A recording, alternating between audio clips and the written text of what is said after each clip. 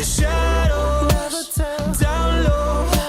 You don't know what I'm going through, don't know what I'm going through. It's down low, down low. You don't know what I'm going through, don't know what I'm going. Hey, welcome back TPL Nation for another draft analysis for Season 3. In this video we have the Carolina Conkeldurrs, coached by Marcus, and we all know Marcus. Unfortunately, he was the runner-up for last season, so he didn't quite go all the way, but he's an amazing battler, absolutely. The way he builds his teams are really good, and we'll start out by the Mascot, the one and only Conkeldurr. Now, this thing hits like an absolute truck, but I don't have to tell you that. He's been around for a while. 45 base speed, not the best, obviously, but it's 140 attack and 105 HP that really lets this Pokemon shine. And he really loves the Flame Orb Gut set, so I went ahead and just threw it on there.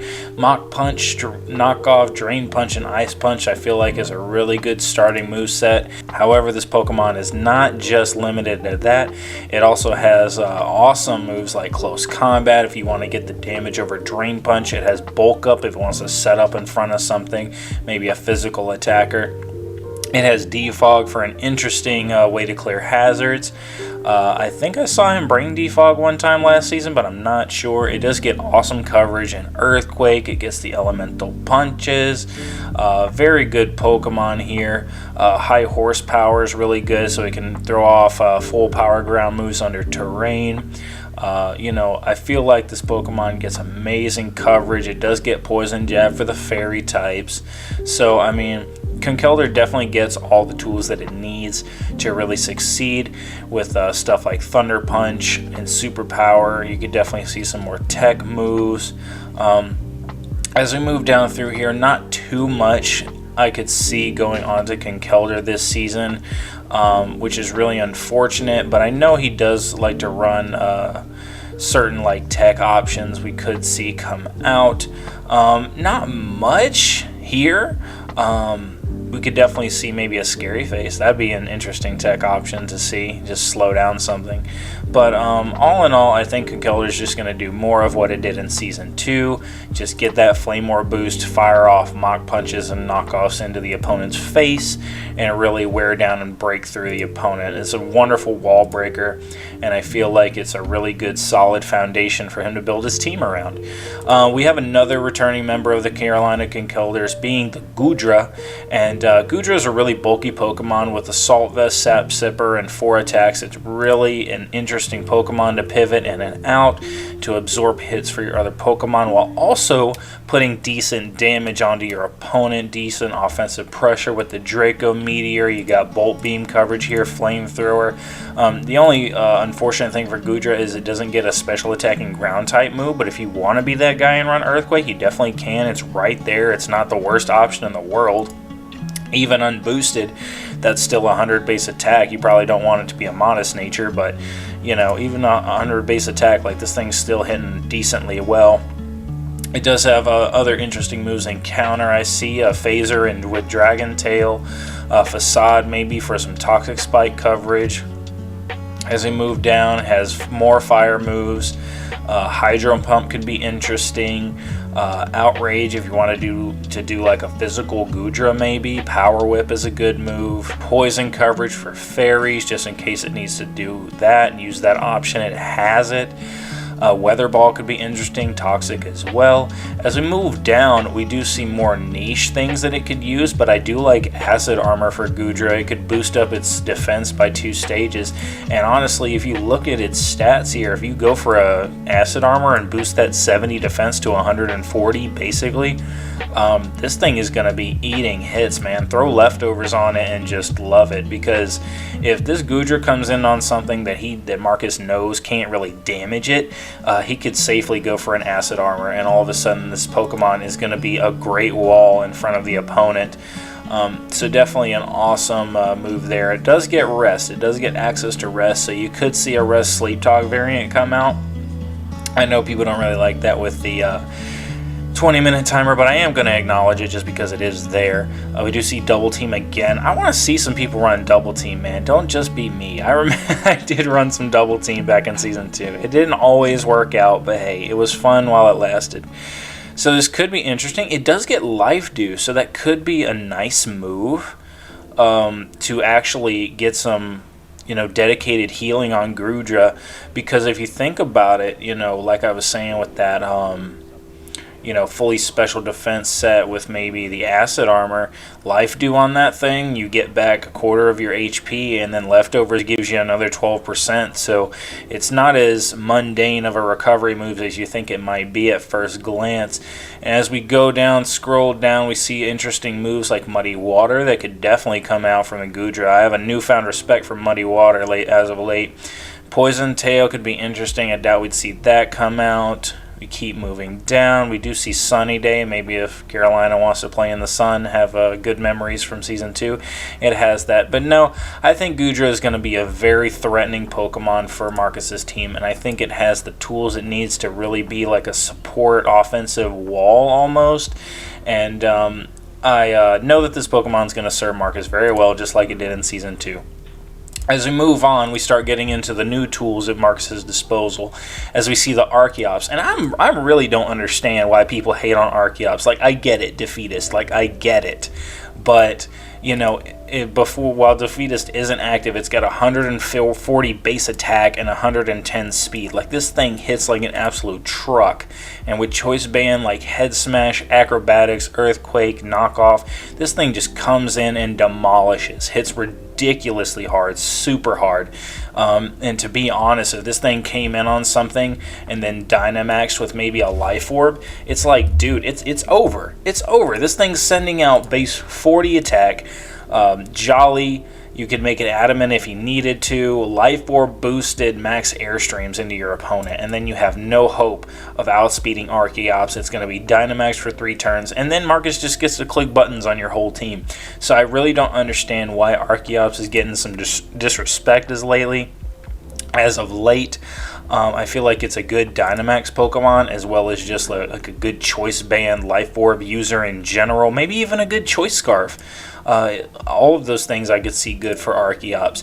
And yeah, when Defeatist comes into play, it is a little bit, lackluster, of course. It's basically useless at that point. But I feel like for what Archeops can do and what it does, it's not really going to give your opponent a huge advantage by going into Defeatist. There's not really a whole lot else that I have to say about Archeops. It does get other coverage moves, but I feel like the set we have is pretty much all it needs.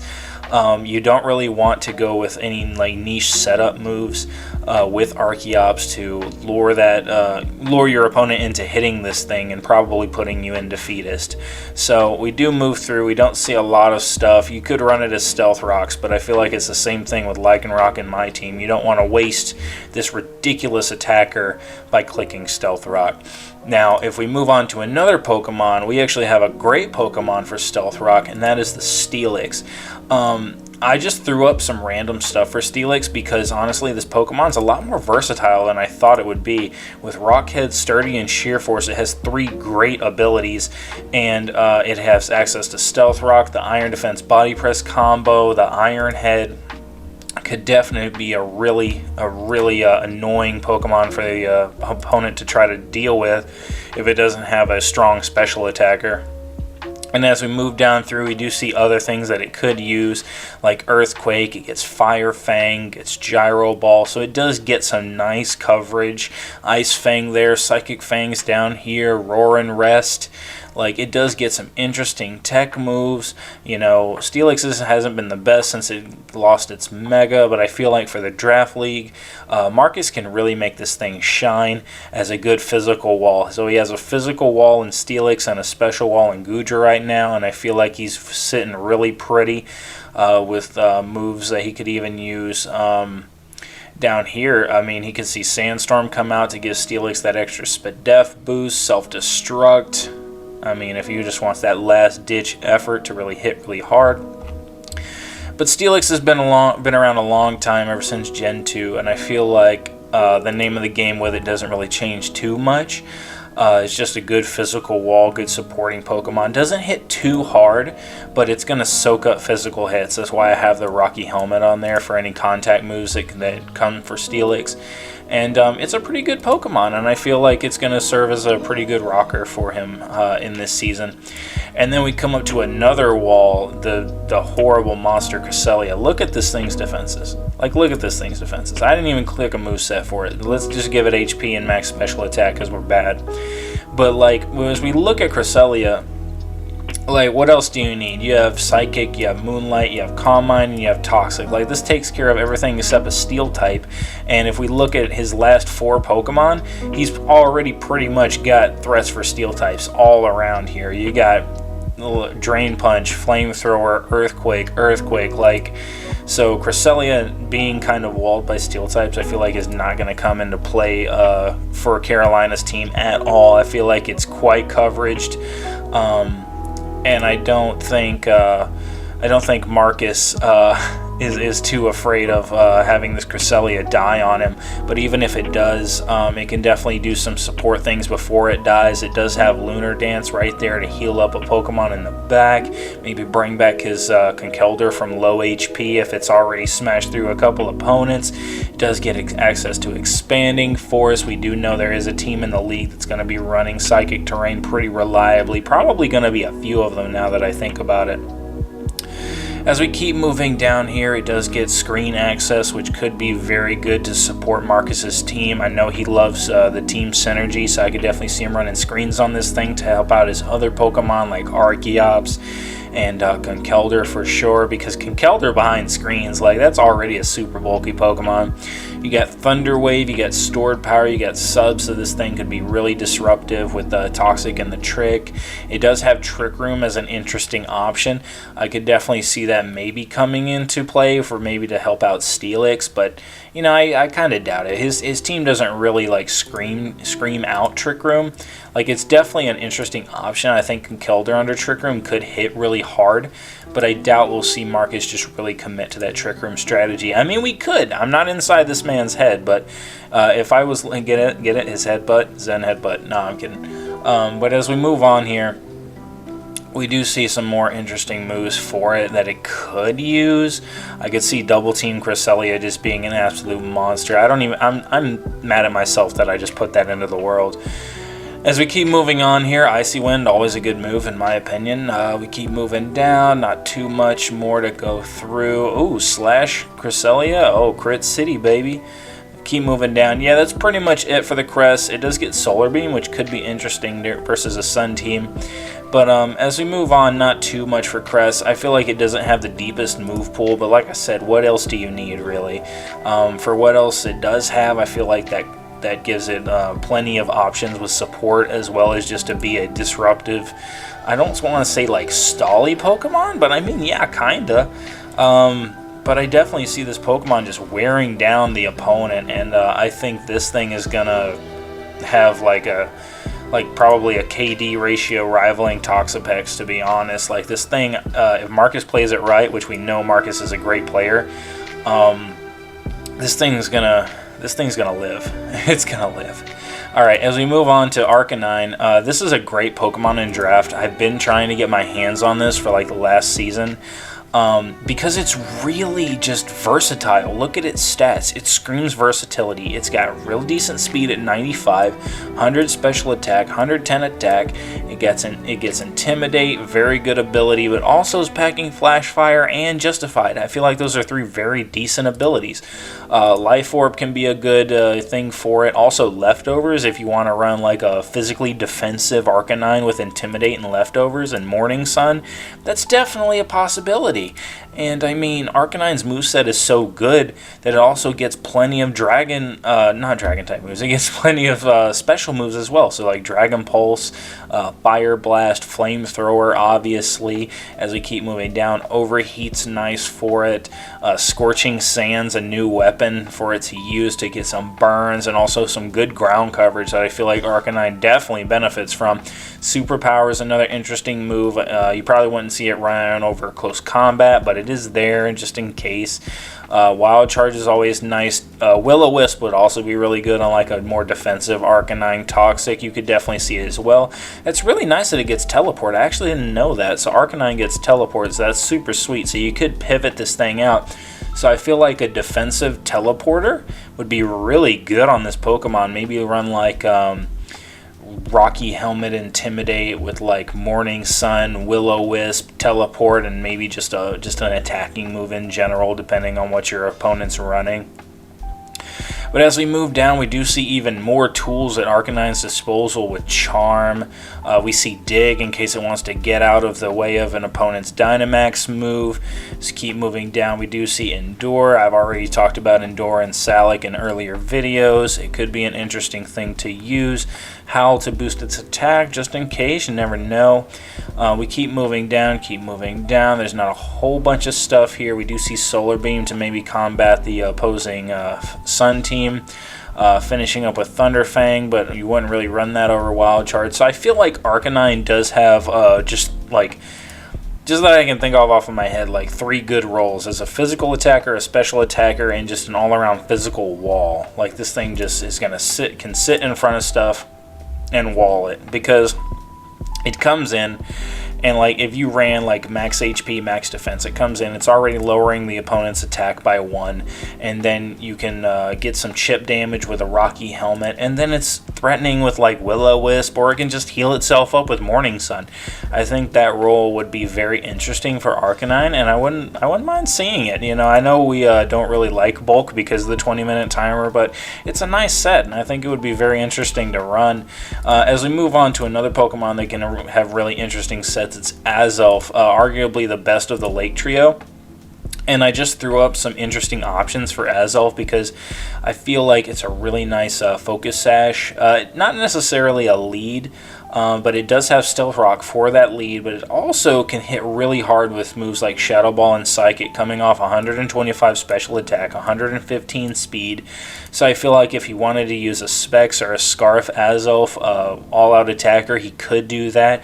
I do like this set, however, because it's a nice Focus Sash lead. It does disrupt a little bit with the Explosion. You wouldn't think Explosion would be that great for Azelf, but coming off of 125 attack, it actually does do quite a bit of damage. As we move down through its moveset here, we do see awesome moves in Acrobatics, Dazzling Gleam, Drain Punch. This thing can be physical or special. So I feel like Marcus definitely has acknowledged that this Pokemon is very versatile. It does get screen support, Nasty Plot, Knockoff, Power Up Punch could be interesting. Maybe a rest set. We see Shadow Ball again, Stored Power, very interesting. Sub, Taunt, Thunderbolt, Thunder Wave, Toxic, U-turns. I feel like this Pokemon can just do a lot of different things for Marcus here, and I feel like versatility is just something that his team so far is really showing that it really has. And this thing could definitely be threatening, because if you prep for one set and then it's got something else, I mean, it could be very interesting, very, very interesting. Quite a good weapon in his arsenal, I do believe. I wasn't sure if so it doesn't get Memento, so that's good news. But very good Pokemon. We do see Future Sight. I feel like that would be a good move for it to run as well as Charge Beam to maybe boost that special attack. While also getting some damage off. So Azelf, really a good Pokemon. Like, wow. Like, I think this Pokemon is a very good, solid choice for Marcus's team so far. He does double up on the Psychic Mons, but I feel like he does have other Pokemon to mitigate that, like the Arcanine, like the Steelix, you know, to take those physical dark type attacks. And as we move on into the last member, we see Crowbat, and I feel like this is something that I'm really glad he picked up. Being a defogger, I think Heavy Duty Boots defog for Crowbat is really good. I was actually looking at this Pokemon for the Augusta Agrons earlier in the off season. I did eventually decide that a grounded poison type might be a little bit better, so I went with Skuntank. However, Heavy Duty Boots on Crowbat is really nice, and this thing can do a nice support role with Roost and Super Fang and Brave Bird for those niche matchups. It's a great grass type switch in, so I feel like you automatically are threatening your opponent, switching this in on maybe a grass type or a fighting type, and then having them switch out, you can pretty much get a free defog or a free roost to heal yourself, or a super fang on whatever switches in. So I really like this set. But this is by no means the only thing you can run on Crowbat. This thing gets Giga Drain, it gets Nasty Plot, it gets Air Slash for like a more special set. So I do believe there's only 10 points lacking from attack to special attack. Okay, so 20.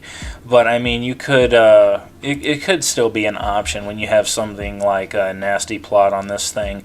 So as we move down, we do see interesting things it could use, like Dual Wing Beat, Haze, Heat Wave. I feel like these are all pretty good moves for it. Leech Life to get some more HP back if you don't want to worry about Giga Drain. Sludge Bomb for that good old stab poison move. Shadow Ball, some interesting moves for sure. Tailwind, Taunt, and Toxic and U-Turn. I feel like this group of 4 moves right here are like super good for supporting. And Crowbat could definitely run any of these. So it's almost like, oh god, like what do you run on Crowbat? Because like it's just so good, to be honest. Like fast U-Turn, fast Toxic, Tailwind to boost the speed of all your other Pokemon. Like, it's definitely going to be a good all-around support mon, and maybe even a solid attacker for Marcus. As we move down, we see stuff like Double Team and Endure, Fly. You know, we could see those moves come out. I kind of doubt it. Rain Dance, we have Sky Attack. Hey, Power Up Sky Attack could come through. That'd be pretty interesting. But I feel like it already has a lot of moves that I feel like these are just like almost like worse sets. I mean, you could run Hypnosis. Hypnosis definitely, I mean, if you can hit it, dude, that's a good move. But Crowbat is definitely a great Pokemon I feel like Marcus can be using here. And it really supports this Pokemon. Now, as I look back through team composition, I do see a little bit of weakness to Stealth Rocks and entry hazards. But I feel like for Pokemon like Steelix, who don't really care about it, for Pokemon like Crowbat, who can defog, like for Conkeldurr that can defog, I feel like entry hazards isn't going to be too big of a deal. Obviously, we do see a little bit of a fairy weakness, but I feel like he covered it really good with the Steelix, the Crowbat, and the Arcanine. Like, all in all, I definitely say really good team composition. You know, and you could say, like I said earlier, with the double psychic type weakness of Cresselia and Azelf being here, but to be honest, in this league with 8 spots, I could definitely see him dropping one of these and only running with 1 or even none of them if he really wanted to. As we move through, this team is really solid. I think with my new scale, I'm also going to give it a 7.5. Which I think is really good for this. The only thing I see holding it back is that it doesn't really have like that pinch hitter that I've been talking about. It's just like something that can really threaten to sweep entire teams. You know what I'm saying? I feel like with Pokemon like Dragonite and Salamence in the meta here, I have to think about, you know, if something like that isn't on the team, you know, I have to leave room for stuff with that, with also a good team to give them a little bit of a higher score. So by no means a bad team. I think 7.5 with the new thing that I'm rating this is actually extremely high. And I'm interested to see Marcus's matches. He's got a lot of good Pokemon, a lot of interesting Pokemon, a lot of interesting weapons to use on this team. And I can't wait to see how Marcus does. And honestly, I'm definitely predicting Marcus to already make it back to playoffs. So it's going to be interesting to see how that shakes out. But you guys, I'm going to get out of here. I'm going to move on to the next draft analysis video. So I've been AceTrainrRyan. Peace.